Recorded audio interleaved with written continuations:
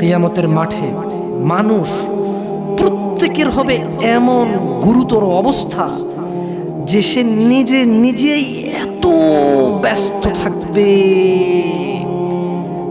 একটু চোখ বন্ধ করে ভাবুন, কিছু নাই পৃথিবীতে, আপনি একা, আপনার গুনাহ দেখা যাচ্ছে, চতুর্দিকে আগুন দেখা যাচ্ছে, আল্লাহর বিচার হচ্ছে, মানুষ জাহান্নামে পড়তেছে, মানুষ উলঙ্গ, কেউ কারো লজ্জাস্থানের দিকে তাকাচ্ছে না, মা তার সন্তানের খবর নিচ্ছে না, সন্তান তার মায়ের খবর নিচ্ছে না, স্ত্রী তার স্বামীর খবর নিচ্ছে না, স্বামী তার স্ত্রীর খবর নিচ্ছে না।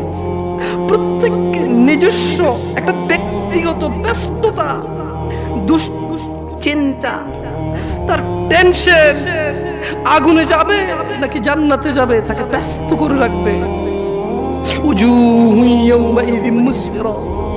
এই ব্যস্ততার দিনে কিছু চেহারা হবে উজ্জ্বল।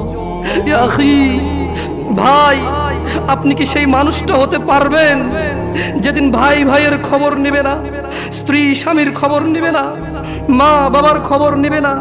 আপনি কি এমন কর্মকাণ্ড করছেন, আপনি কি এমন ইবাদত করছেন যে ইবাদতের কারণে ওই ব্যস্ততার দিনে উলঙ্গ মানুষ, কেউ কারো লজ্জাস্থানের দিকে তাকানোর সুযোগ নাই, তাকাতে ইচ্ছে করবে না, তাকানোর মনে থাকবে না, কোনো কিছু মনে থাকবে না, শুধু বাঁচার জন্য একটা ব্যস্ততা থাকবে। দিনী ভাই, সেদিন আপনি কি এই পৃথিবীতে এমন কোনো কাজকর্ম করতেছেন? আল্লাহ